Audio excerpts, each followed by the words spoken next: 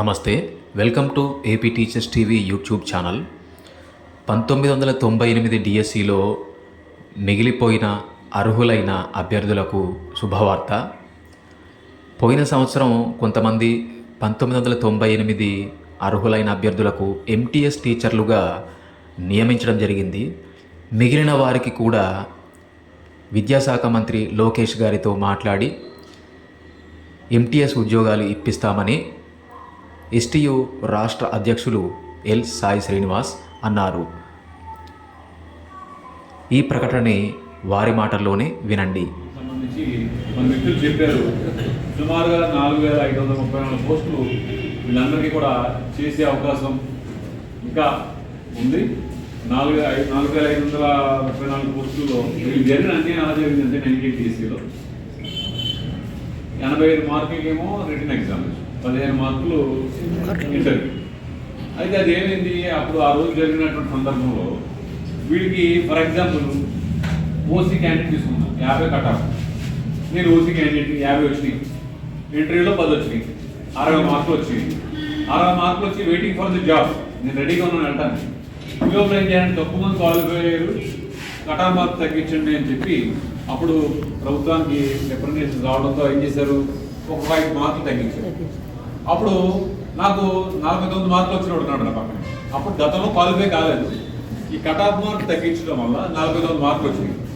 ఇంటర్వ్యూలో 15 వచ్చింది. ఆడ 50 ప్లస్ 10 60 వస్తే ఇక్కడ 49 ప్లస్ 14 63.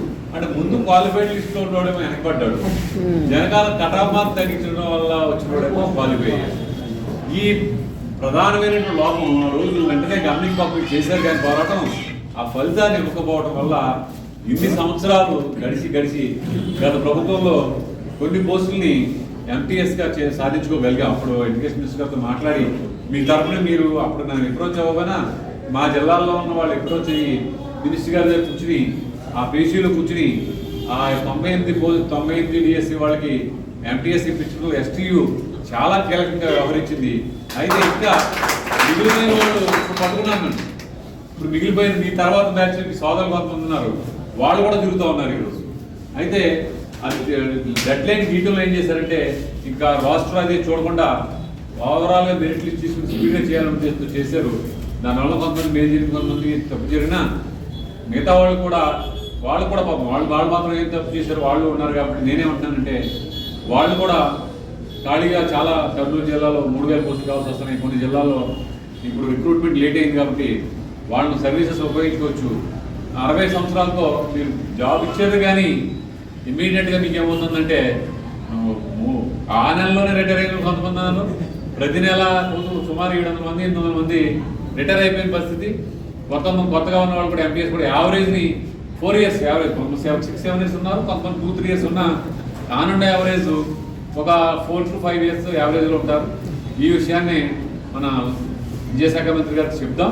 మొన్న కూడా ఆయన చదివాను, 62 ఇస్తే అందరికీ ఇవ్వాల్సి వస్తుందేమో కదా అనేది ఆలోచన ఉండొచ్చు లోపల.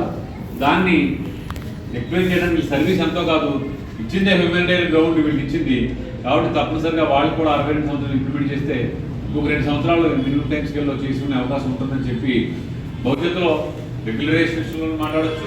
అట్లాగే వన్ డే గ్యాప్తోనే మిమ్మల్ని రెన్యూల్ చేసేట్టుగా మాట్లాడాల్సి ఉంది. 1 month గ్యాప్ అనేది కాదు, కానీ మిగతా డిపార్ట్మెంట్లో జరుగుతున్నట్టుగా కాంట్రాక్ట్ అవుట్సోర్సింగ్ 1 day గ్యాప్తో జరుగుతుంది. కాబట్టి మీకు కూడా 1 day గ్యాప్తో చేయడానికి తప్పనిసరి విద్యాశాఖ మంత్రి గారితో మాట్లాడి మీకు 65 సంవత్సరాల విషయంలో అలాగే 1 day గ్యాప్ విషయంలో రెగ్యులరైజేషన్ విషయంలో తప్పనిసరి మీకు అండగా ఉండి మాట్లాడి కూడా మనం ప్రాతినిధ్యం చేద్దాం. తప్పనిసరి వాళ్ళు కూడా సానుకూలత కూడా మీ పట్ల ఉంటుంది ఈ ప్రభుత్వానికి, ఆ విధంగా మనం ప్రాతినిధ్యం చేద్దామని చెప్పి తప్పనిసరికి తెలియజేస్తూ, ఇంకా మీకు ఫెడరల్ ఛార్జెస్ విషయంలో కూడా యూనివర్సిటీ మీకు కూడా ఇంప్లిమెంట్ అవుతుంది, ఇబ్బంది ఏం లేదు. ఇంకా జాయినింగ్ డేట్ 13/4/2023 జాయిన్ అయ్యారంటారు మీరు. ఆ రోజుకి 23 అంటే అప్పుడే మనకి 2వ సంవత్సరం చేశాను. తప్పనిసరిగా 62 సంవత్సరాలను సాధించుకుంటూ భవిష్యత్తులో మీ అందరికీ కూడా సెక్యూరిటీ ఉండేటట్టుగా ఆఫ్టర్ రిటైర్మెంట్ కూడా గత ప్రభుత్వం మీకు హామీ వచ్చింది. ఆఫ్టర్ రిటైర్మెంట్ మినిమం 15 ఇద్దాం. ఆ విషయాన్ని నెక్స్ట్ మీటింగ్లో విజయశాఖ మంత్రి గారితో మాట్లాడదాం. 98కి సంబంధించి ఒక రోజు అపాయింట్మెంట్ తీసుకుని సింపుల్గా మీ యొక్క ఇష్యూ మీద వెళ్దాం. వెళ్ళి వారికి అర్థమయ్యేటట్టుగాను గతంలో జరిగినటువంటి విషయాలు, లోపాలు ఇవన్నీ కూడా ఎక్స్ప్లెయిన్ చేసి మీ అందరి తరఫున మాట్లాడటానికి నేను అవకాశం తీసుకుంటాం. మీ భరోసా ఉంటానని చెప్పి తెలియజేస్తూ మీ అందరి దగ్గర సెలవు.